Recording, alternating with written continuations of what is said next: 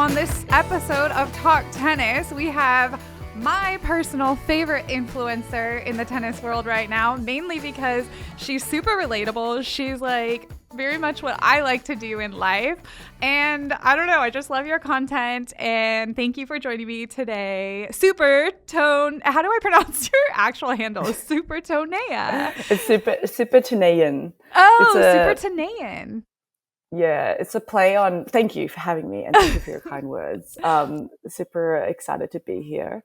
No, the handle, just to put that to rest, is a play on Super Saiyan, which is the Dragon Ball Z animation. So, my friends suggested it a really long time ago when I was making a new handle, and they were like, "Oh, why didn't you make it Super Toneyan? Because it's like Super Saiyan." Oh, I love Although it. I feel like now in hindsight, it's a bit too niche. But it's So fine. when I pronounce it in my head, I always say like Super Tone Neya.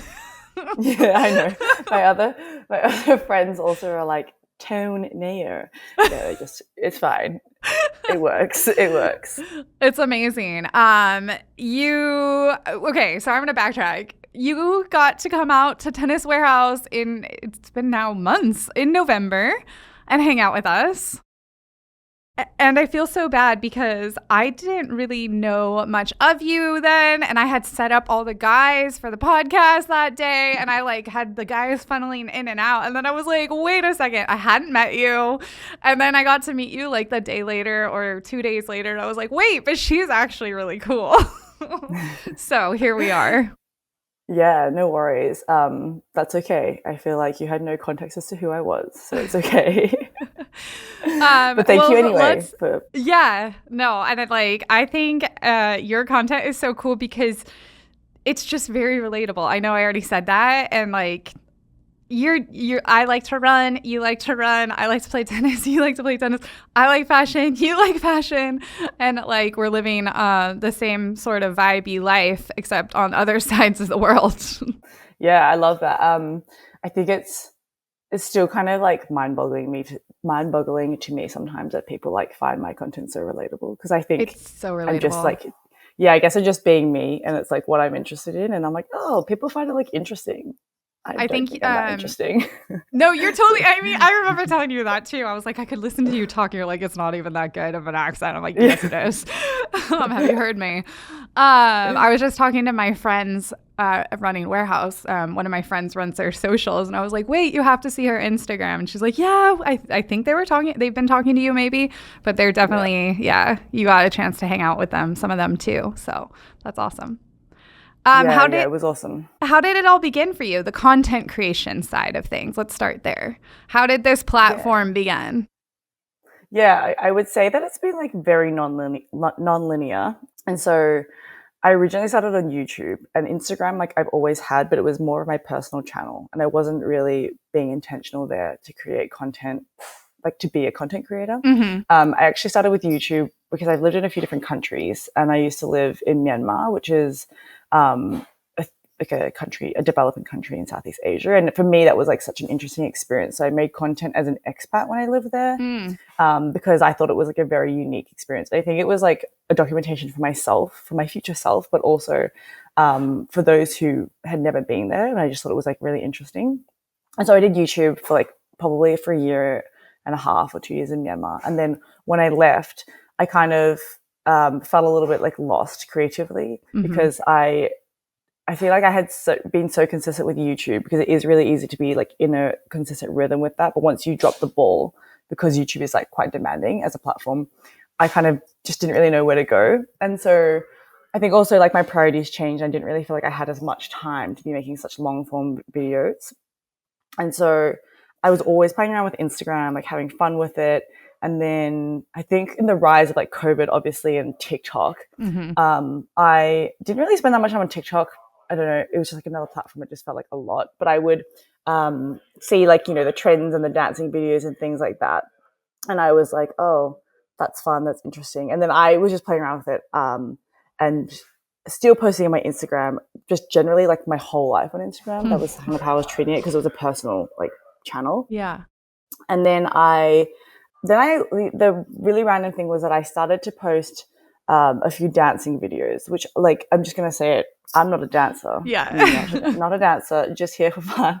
And then for some reason, those videos took off. And I think it was just like because they were fun. Yeah. Yes. And so I had this very unexpected like virality, which was really bizarre for me. I had it like with YouTube, but I didn't really like on Instagram. It wasn't like I was actually trying to do that. And so, yeah, I guess I got to this point where I was like, oh, I have like all these followers now and they all seem to follow me because they like me. And so that was nice because it was more like I was being followed for my personality. Yeah. And then I was like, oh, I should actually like figure out how to be more intentional with my like content. And I've always like worked out a lot. It's like something that I just do. And so I was like, oh, why don't I start like just pivot and just document me playing tennis and like running and doing exercise, because that's my normal day to day and that's something that I connect with and I feel like it represents me better as a person than me like obviously dancing. Yeah. So yeah, I like pivoted about like a year and a half, 2 years ago to just posting specifically just like one niche, which was like tennis and running. And yeah, last year was like so fun. I think like I got like more exposure and got more into my groove of like my content style, my content type. And evolved. I also played way more tennis and like did more running. And I think it has like naturally evolved my channel. And so, yeah, I think when I say my journey's been non-linear, it really has been. It's just been like, oh, I've just been like adapting, I guess, to my surroundings. Yeah. Yeah. No, it's awesome. And it's like such a nice like blend of like you doing your life. Do you ever get like super overwhelmed? Because I remember within the last few months, you like posted that you're going to take like a mini break. And I swear you didn't even take a break. And I was like, oh my gosh, I have my own like tiny little Instagram that no one cares about. And I like, there are days where I'm like, I can't handle this app anymore. So how do you navigate that? For sure. I think that's a great question. And it's something that I'm very self-aware of, like my presence on social media and how that influences like my livelihood and my daily feelings. I think I'm blessed that I don't have like an over attachment to Instagram or like my profile on there. I feel honestly, I've said this so many times and I always say to like my now husband that if like Instagram just dropped and like I didn't have that profile, I'd be completely fine because I feel that I have so much else to offer outside of that. And I think in saying that, I focus on me as a person, making sure that I have things going on outside of that. And that's not just like all that I rely on. But yeah, in terms of like mini break, I did take it like a 2-week break to enjoy the end of year. But I think also for me, when I wasn't creating, I was more thinking about like, oh, that'd have been fun to like make that video, or like I was still creating in the background and creating a backlog. I think it just comes very naturally to me to be creative, whether or not I post that content or not, if that makes sense. And so the pressure of posting online is like less because I already have the content and I'm like, I want to make the content. Yeah. I think if it gets to the point where I feel like burnt out and I feel like, oh, I'm having to churn out so much content and it's not enjoyable for me to do that activity anymore, then that's the point where I would probably pull back. But as it is now, I think I've set up enough like guardrails to on how much content I post, right? Like I'm not posting every day. I post maybe like 4 times a week, and I keep like strong to that because I think it can be all consuming if you are like stressing all the time about like I need to post. So yeah, I think it's just boundaries that I like set myself, and also an acknowledgement that I exist beyond social media. Well, and before I ask you a question outside of Instagram, I was just thinking like yesterday, I was kind of having one of those days where I'm like, I can't with social media. I'm tired of the tennis influencers, like, and I'm not even talking about our affiliates, like, don't take this wrong way, but it's like I feel like there's so many people just trying to get clicks. Watch my video, it's like these crazy like clickbait tags, this, and it's so quick and it's so much, and I was just like, make it up, like I don't want this on my algorithm anymore.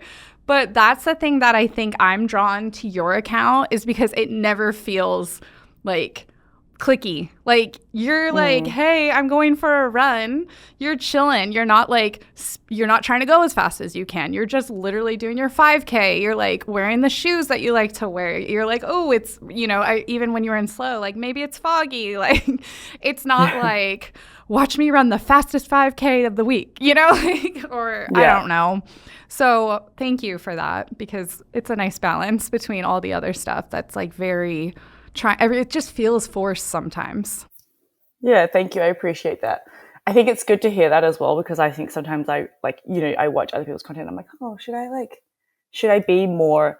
Because I think like a trend now is like people do a lot of series where it's like they're trying to do like the best of something or like, achieve something or it's always something, I don't know, crazy and like really separating themselves from the crowd. And sometimes Mm-hmm. I'm like, oh, should I be doing that? Like, is that how I should like pivot?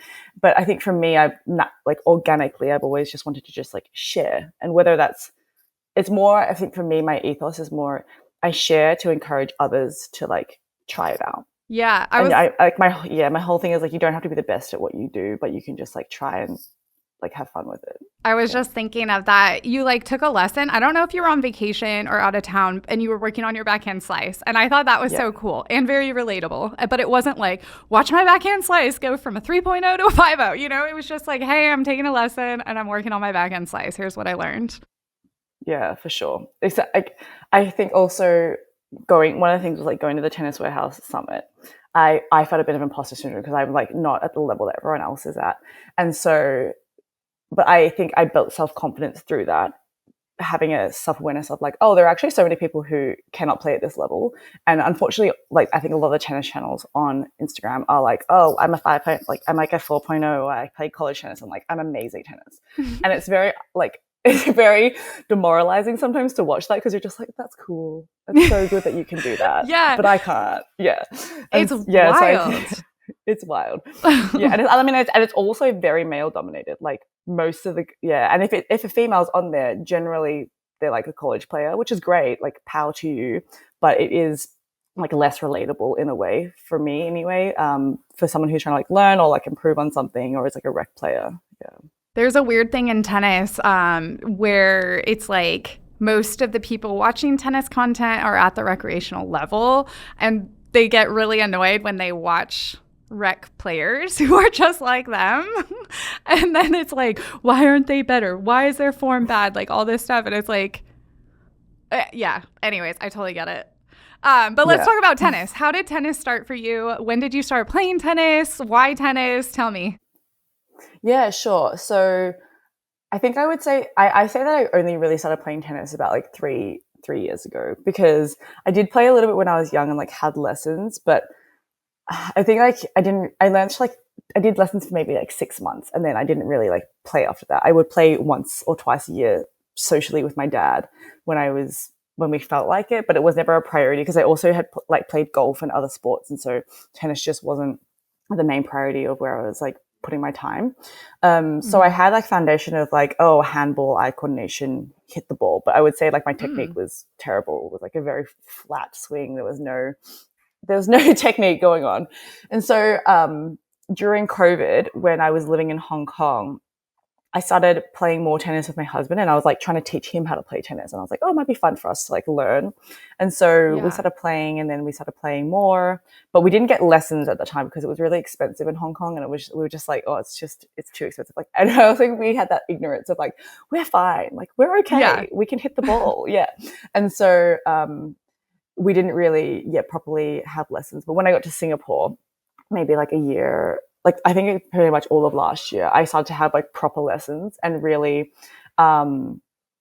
take it more seriously. And I think I also made a decision to try and actually get better at the sport because I realized that there's only a certain point in which you can play a sport and before you're like, oh, I actually need to take lessons and like be more intentional and build a skill.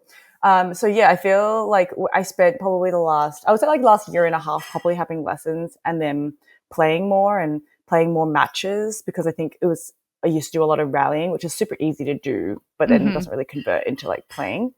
And so I would say it's like been like a 3-year journey of tennis. And yeah, it's been really awesome. And I think it's fun to get better at something, especially as an adult. I think it's very fulfilling to feel like you're progressing in something and once again, not the best at it, but at least you feel like you can play competitively and you can, I don't know, have a rally, which is nice. Yeah.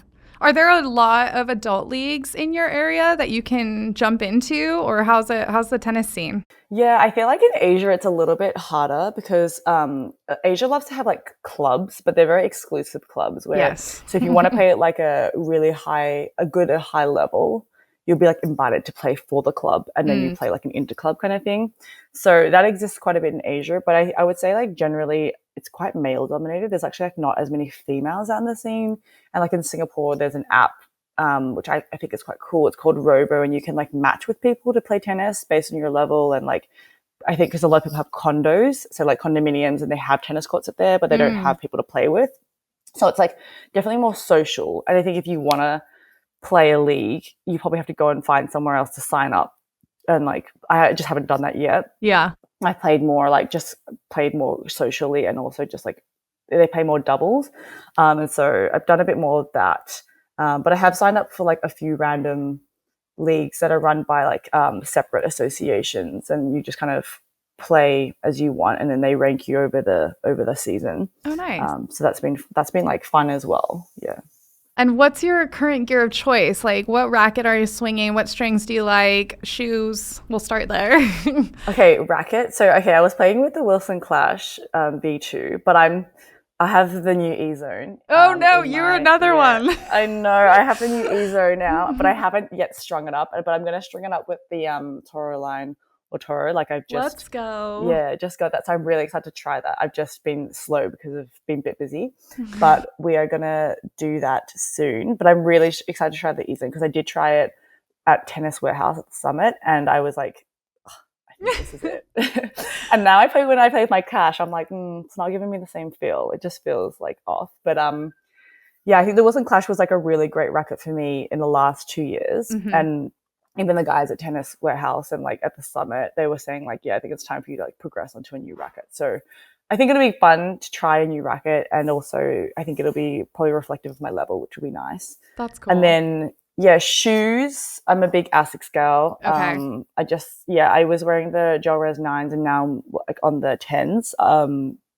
And I think the 10s are pretty good. I think like it's essentially the same shoe, just like a bit more support. I do still think like the 9s are probably like, I don't know, more universally loved. They're very snug, and they're just like a bit less intimidating. I think the 10s have a lot more going on, but they're still, for me, they're fine. Like they work, and they're still really supportive. And then what other gear? I feel like in terms of clothing, I kind of wear a range of stuff. Like do like Lululemon, and then I wear like some Asics stuff. But I'm also this year. Also, one of my goals is to try more stuff from different brands. But some of the tennis outfits are quite expensive, so I've got to like pick. We gotta get that influencer side. Yeah. Be like, yeah, correct. And I need to be more active there. But yeah, I think that's my main gear. Thinking what else? Oh, I like the Torna grip because I get like sweaty hands, and also in Asia, like Southeast Asia, it's super humid. So like if I used any other grip, it just gets like really wet. So yeah, that's a big one. Yeah, that's pretty much most of my gear. Okay. And then who are you obsessed with on the pro tour? Oh, I know. I think I know one of them, but I guess he's kind of retired. Anyways, who's the guy or girls? Yeah. Who do you love? Yeah. So women. Okay. So actually I went to the Australian Open, and I personally found like the women's tennis way more interesting to watch. I think it's because it is like, of course it is shorter because it's 3 sets, but I feel like they play with like more variety. Yeah. And the men are very powerful, which is awesome. But I was watching like Arune and I can't remember the Serbian guy's name, but they were just like slapping the ball. Yeah. And I was like, we'll talk about unrelatable. That was unrelatable. Right. Yeah. So no, I think I really like Sabalenka just because I think I love her on the court and off the court. She's got so much personality. So much personality, and I also just feel like I resonate with her competitiveness. Like her intensity on the court is like how I am, but obviously at a different level. Yeah. But me generally playing sports, like any sport, I'm just like quite competitive, and I think I find it very validating watching her. I'm like, that's fine. It's all good to be like super competitive. And so I do really like Sabalenka. I think I really would love to see Madison Keys like continue to do well this year. I think it's really like also what she did at the AO, and she played really well at the Adelaide Open as well. Yeah. So I think she's got good momentum. Would love to see her like keep going this year. And Let's now see she's what she using an has. E-zone just like you. She is using an E-zone, yeah, and that was her change that got her the AO. So we'll see. And then men's, I mean, I love Alcaraz just because I think he's also like a very fun person to watch, and he's also very fun on court and off court. I'm trying to think about who else. Rafa's obviously like my fave of all time. Yeah. But he's no longer on the scene, which is sad. R.I.P. Yeah. Yes, R.I.P. Very, very sad. But yeah, I think like I think I like quite a lot of the players. I root for a lot of them. But I think there's like an interesting mix. But I think Alcaraz is probably one of the most interesting for me. Nice. You mentioned you got to go to the Australian Open. Have you been to all 4 of the majors or just that one? No, I've been to the AO and I've been to Wimbledon, but I haven't been to Roland Garros or the US Open. I will at some point get around to those too. Absolutely. But yeah, I just grew up going to the AO since I'm from Melbourne originally. So yeah, it's for me, I don't know, it always felt like so normal, and it's so funny to watch it, the like scale at which it's grown to. Which is nice. Yeah, and that's the only one I haven't been to, so I like have no idea like in my head what it I keep hearing how popular it is, but like even because like we have BMP coming up, and BMP is just this massive tournament, like way bigger than the French, I would say bigger than the US Open, but then like Australia just looks like massive, and like everyone goes, and it's just like party vibes and good times. So yeah, I think you would enjoy it. They've definitely found like the right sweet spot now where it's a good balance of like watch tennis, but also come and enjoy yourself. And like, if you don't know tennis, you can just like have a drink and learn, I guess. Yeah. So very, very good tournament. Nice. Okay. How about running and working out? You mentioned that you've always kind of been into working out, and I love that. I like grew up doing workouts in the gym, lifting weights, all that stuff too. What kind of background do you have with your workouts? What kind of athlete were you as a kid?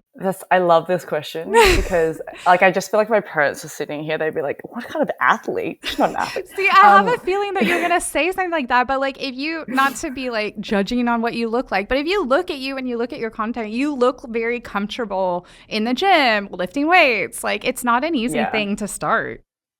No, for sure. I would say like growing up definitely was not the best athlete in my household because my dad was a swimmer and my sister is very naturally gifted. Like she's the athlete. What a brat. She played D1 like golf at college. She's great. But she was always very like easy to pick up sports. Whereas I think I would just call myself a late bloomer. Yeah. And it was also like an interest level. I was just like young and just like, okay, like cool, I can play. Like I could play all the sports, but I was never like the best. Yeah. Whereas she played and she was like amazing. But I think that I really found like my stride with sport. Honestly, I had this moment where I think it was like 17 and I was on my gap year in the UK. And then I just decided to like one day randomly get into running. And I was like, you know what? I'm going to run 5K every day just because like, why not? And so I started doing that. And then it became, I think it was that classic, like you build a habit and for like, and then like after 90 days, it just becomes like a livelihood. And it's literally what it became for me.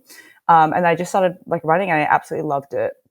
And I ran a lot. And so I used to be really into running probably for like a solid 5-6 years in like my early 20s. And I was running like a lot of half marathons and just, I think I'm also realized and learned that I'm an endurance athlete. Like I'm not explosive, but I have like very good endurance. And so I love running like long distances, and running quickly became like something that I really enjoyed doing. And then going to the gym, my sister used to go to the gym and I used to go with her a little bit. And then I just naturally like learned how to go to the gym. Like obviously you have a few times when you like do a PT or things like that. Yeah.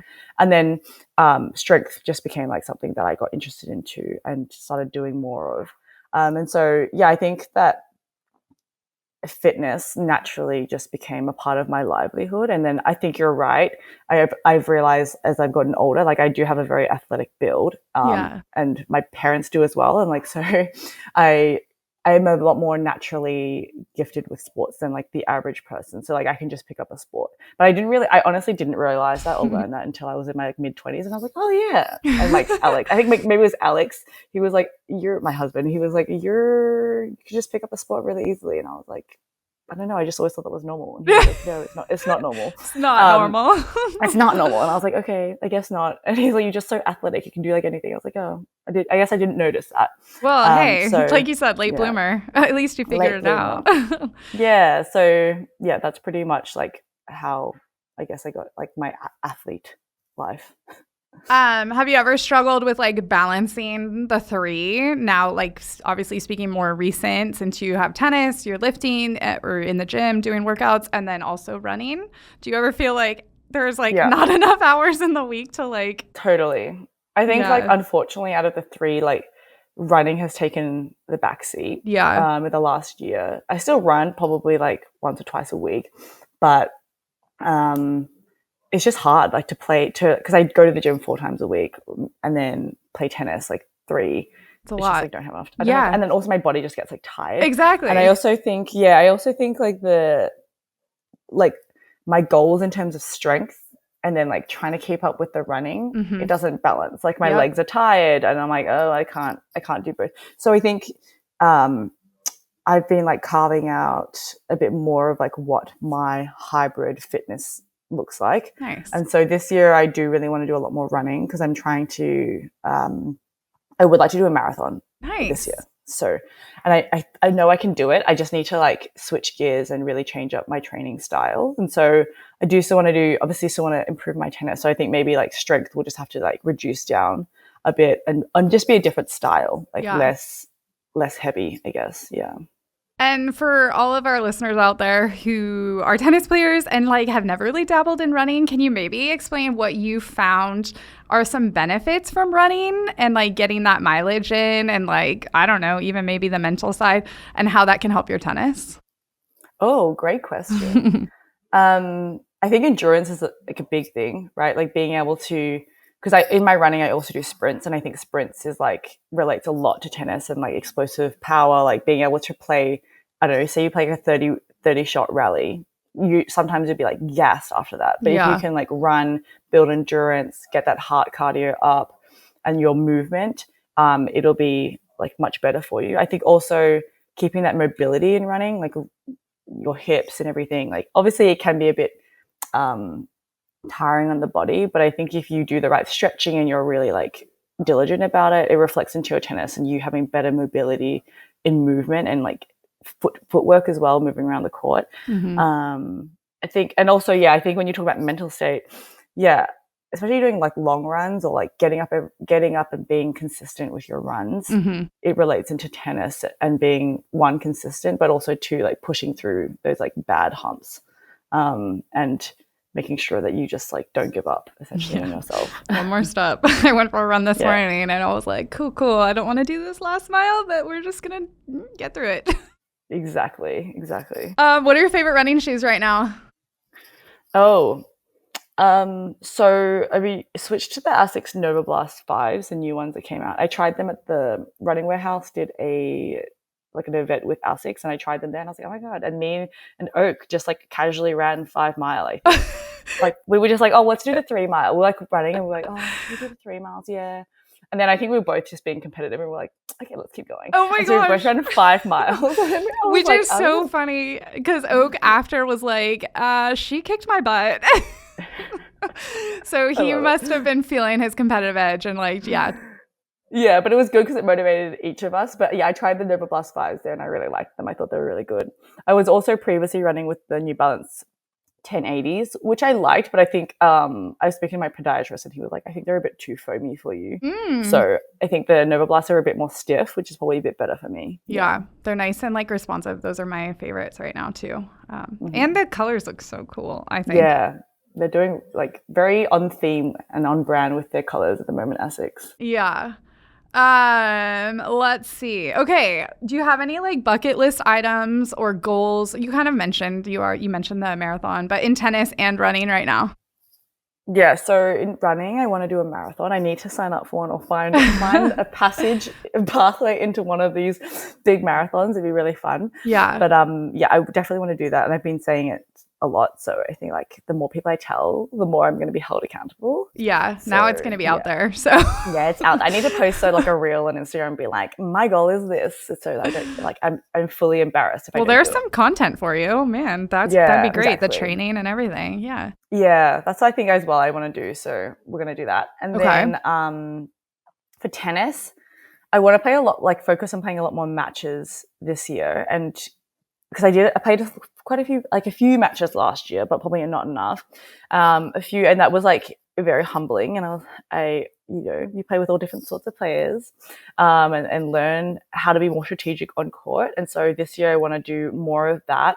I think I also want to expand my like skill set in tennis, and that's why I've been trying to learn like backhand slice, for example, like because I think like I've always been a very like baseline ground stroke person, but not enough variety. So I think I would like to really work on technique and also building out skill sets in tennis. And then naturally with that, I hope that I can like improve my level of tennis as a player in matches. So that would be my goal. And I would want to say like a number as a goal, but I also don't want to like put too much pressure on myself to like hit that number. I think for me, it's more like, okay, let's learn a backhand slice. Let's learn how to do a drop shot properly. Let's like get your serve like really good. By the end of the year, I want to be able to serve like a demon because I hate serving. Like it is just so hard for me. I don't know why. That's like the one thing that doesn't come naturally. But yeah, that's probably like my goals for tennis and running. Nice. I love the serve like a demon. Like I could just see that like written in a journal. Like, I also think with the E-Zone and Otoro, you're gonna feel like a little more pop from your. Well, I mean the Clash was pretty poppy too, but I don't know. Something about that combo is like I think it adds like a little bit of power, but you still feel in control. So hopefully that helps. Okay. Yeah. Looking forward. Yeah. No, I really like that combo, and that string like really supplements. I don't know, supplements the racket. That might have been the wrong word, but yeah, that's a good combo. I don't know. What about any hot takes? Do you have any hot takes in the running or tennis world? By hot takes, you mean things that I think are like coming up? Yeah, sure. We can go with that. Oh, I don't know. Like, what's the definition of a hot take? I feel like a hot take is like, let's see. Is it like an unpopular opinion? Yeah. Or just an opinion? Or an opinion that's not popular. Okay. It would be an unpopular opinion. Like everyone that uses an E-Zone hits from the baseline really hard kind of thing. Or like, well, no, that's a popular opinion. Okay. I'm loopy. I'm at the end of my day. You're at the beginning of your day. That's okay. I was out in the sun all day filming. No. Yeah, that's fine. You'll play like hot takes is like, okay, how about like something like the Nike Vapor isn't as great as everyone thinks it is, like something like like I don't know, I could do hot takes on fashion. I feel like yes, let's do fashion. Like, I'm curious. Hot take is all of these big brands in tennis need to step up their game. Sabalenka, for one, should have her own custom fit. Right. That's like, why is she wearing the same outfit as everybody else? Two, yeah, I think that all of these big brands need to do a revamp or like change up their creative designers because the outfits are just not giving. Like those Adidas AO outfits for the women, I was like, that is just so ugly. It's not the players at all. No. Purely the outfit. And they have no decision in it. And also bring back variety. I feel like we used to have, for example, like Adidas, Nike, etc. They used to have a few different outfits. But now they all wear the same thing. Same color. It's very hard to distinguish between who's playing. I don't know why they've like de-scoped their budget for for tennis, because I think tennis is really popping off. I'm like, you guys should invest more and make people want to buy these outfits. So yeah, I would say give us more variety in the fashion space. Like I think what Naomi Osaka wore in the US Open last year was like, I saw that and I was like, oh my God, so cute. I need to buy it. That's like, as a brand, that's for a consumer, that's what you want them to respond with. So well, and I'll like piggyback off that. and with Osaka, make the stuff available to buy at our level.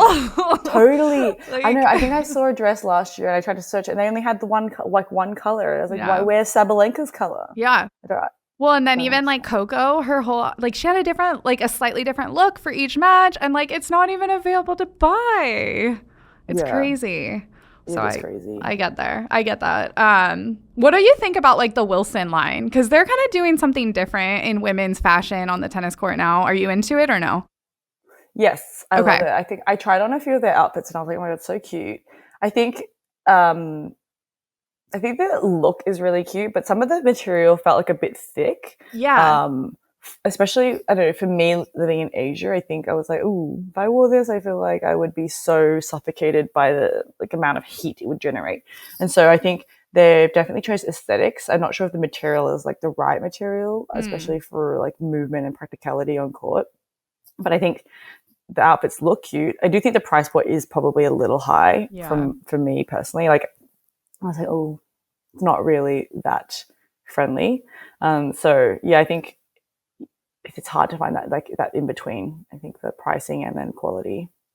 Yeah, I would have to agree. And then Fila's kind of piggybacking on that heritage style too. So they've got I always forget her name, the American girl. Everyone makes fun of me because I forget it. And she's like top 10 right now. Not Pagula, but what's her name? Emma Navarro. She's been wearing all the Fila stuff. And it looks pretty good on her. It's super cute. But yeah, I don't know if you've seen it, but it seems to be pretty popular. And then Yonex. What about the Yonex? Have you seen any of the girls in the Yonex clothes? Yeah, I actually really liked the Yonex clothes that they had for AO. It's I went nice. to their pop-up in Melbourne and it was cute. And Yonex, hot take is, oh no, not even a hot take, just advice. You stop being so coy. I feel like they're like around and they're such a big brand, but they're also like not present physically. Like, where are you? Like, have a store, give us more. You're like, I don't know. But they have such a good market share of like rackets and that space. So I'm just like, can you be more present? I know. I feel like sometimes, I don't know if it's the Japanese culture. They're just like, they make such good product, but they're not in your face ever. And like you saying that though, like I get it because sometimes we're like, wait, why aren't you guys like more like, hey, look at what we're doing. This is cool. Like their shoes, their rackets, like everything's really well made and designed and very intentional. Yeah. And it's like, but yeah, it can be a little quiet. Yeah, it's just a little quiet. Just amp yourself up a little more. But I love their products. I think that their line was really nice at the AO. I liked what I really liked what I think Rubikina was wearing their outfits. She looked really good. Yeah, she's wearing them. Yeah, for sure. And then there's a few other girls, and that's awesome. They look really nice for sure. Yeah, I did actually on Wilson. I did actually try their shoes for the first time. Did you try the new shoes that just came out, like the Intrigues?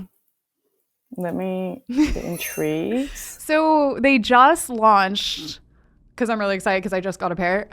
They just launched a brand new line of women-specific shoes. There's the Intrigue Tour, Intrigue Pro, and Intrigue Lite. And they're like specifically, they made them with their athletes, and they're like very specific for ladies, and they look pretty nice. Haven't worn them on the court yet. Yeah, I think I don't think mine are the Intrigues, but mine were like the classic ones. The Rush Pro? That were blue. Yeah, I think they were Rush Pro. Yeah. Did you like them? Yeah, they were not bad. I think maybe the sizing wasn't quite right for me because I felt my foot was moving around a little bit too much. They're all right. I don't know. Yeah, but maybe a little narrow for me as well. I feel like, I don't know what the normal foot looks like, but it's very slim. Yes, and I get that too. It's tough do you buy mostly online for all of your tennis gear, or are you going in a shop? A mix. Yeah. I think for shoes I like to go and try them though. Yeah. Just because it's so it's tough. Personal. Yeah. Okay, as we wrap up, I have to ask, your Instagram and all your content, that's not your full-time gig, or is it? No, I have like a job. You have a real life? I'm a corporate slave outside of that. So yeah, I like have someone asked me the other day, like, oh, what do you do in your free time? I'm like, you're just like lying there doing nothing. I was like, no, that doesn't happen. I was like, if I'm lying down, I'm like editing a video or I'm like thinking about something to do with content. So what's your real life job? Big girl job, as I like to call it. My big girl job is I'm a product manager in like the tech space. Oh, so nice. I work on like improving and building new features for websites. So it's very different to what I do, which is nice. I think I like the mix. I'm a bit of a generalist. I like to like try a lot of different things. So it keeps me on my toes. Awesome. Keeps a different side of my brain working, which is nice. Yeah. So good. And then if no one has ever seen any of your content, like in a nutshell, what can they expect when they check out your content? Okay. I feel like if you check out my content, it's just your normal gal, full of positivity and zest for life, just trying different sports and just like, I think cultivating a community of just giving something a go and like not being afraid to try something. But also I think my biggest thing is like just encouraging people to move and like stay. You don't have to be running like 10 kilometers a week or like 10 kilometers a day, but just do some sort of movement. Go for a walk, like check out this new thing and just experience something new for yourself. Nice. That's awesome. And then I have to ask, I saw that there was a podcast that got paused. Tell me about your podcast, and is it coming back? And what? Oh, yeah. So yes, I do have a podcast, and actually a lot of people have asked me like, when is it coming back? I was like, it is coming back. I just needed a break. I had too much going on in my life. That I get. And I also I felt like I kind of made my podcast anyway, like a season based thing, so that Smart. because mine is just like me sitting by myself talking. It's not like I'm interviewing people, and so I also felt like I need to have interesting content to share with you guys. So I need to go out and experience life and come back and then like share like what I've learned or like what my insights are.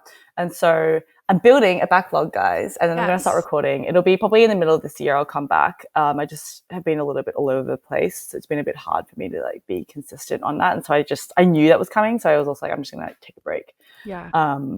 But yeah, for my podcast, it is pretty much me talking. It's a thought-based podcast, and it's just me talking about like my life experiences, my learnings.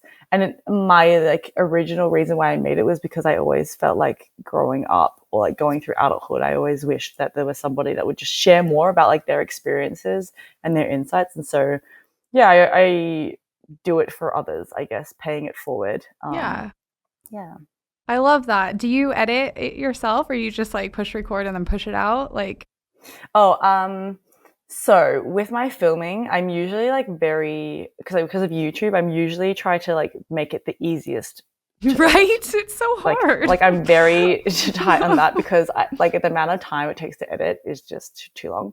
So yeah, usually I write notes and then I just like shoot, and then I will like make note if there is somewhere where I pause too long or I kind of lost my train of thought, I'll edit that out. But usually it's pretty just raw. It's just, I love that.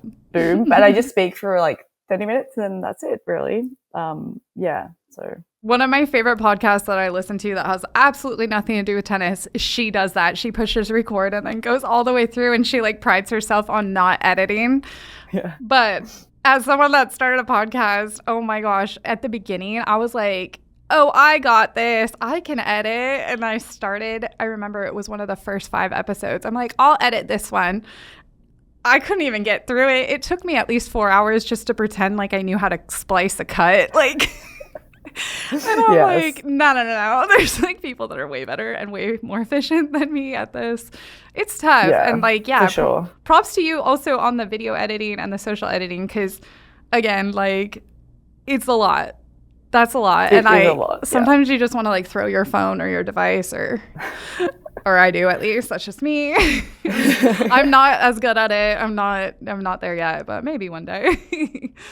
That's okay. Keep working on it. You'll get better at it. I know. Manish is always like, just keep doing it. Let's post content. And I'm like, yeah, but I'm just going to do mine without editing and just like speed it up and then put some music and we're done.